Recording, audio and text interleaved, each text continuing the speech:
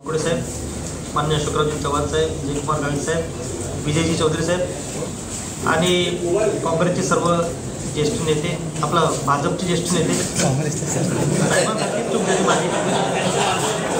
कारण मी आदिवासी सामान्य कुटुंबातून पुढे येऊन आदिवासी संघटनेमार्फत सामाजिक कार्य केलं आणि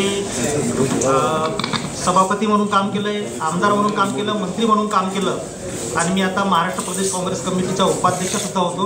तो मी सर्व राजीनामा आता पक्षाकडे दिलेला आहे, काँग्रेस पक्षाकडे. आणि भारतीय जनता पक्षाचे जे ध्येयधोरण आहे, माननीय पंतप्रधान नरेंद्रजी मोदी साहेब आणि आपले राज्याचे नेते देवेंद्र फडणवीस साहेब, बावनकुळे साहेब आणि भारतीय जनता पक्षाचं जे एकूण कार्य आहे आणि केंद्र आणि राज्य सरकारचे काम आहे, खास करून मी नंदुरबार जिल्ह्याचा आहे.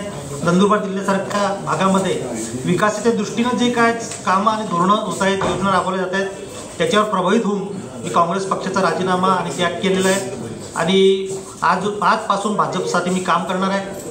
काँग्रेस पक्षाचे माजी मंत्री, नंदुरबार जिल्ह्याचे पालकमंत्री डॉक्टर ॲडव्होकेट पद्माकरजी वळवी हे भारतीय जनता पार्टीमध्ये आज प्रवेश करीत आहेत.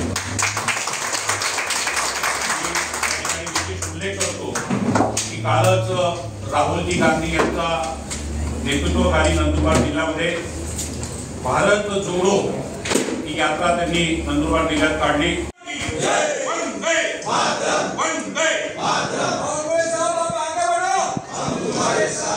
ज्ञानेश्वरजी माऊली हे मनसेचे नेते आहेत. त्यांनी बदनापूर मतदारसंघामध्ये जालन्यातून विधानसभा. छत्रपती शिवाजी महाराज की जय, जय भवानी, जय शिवाजी, जय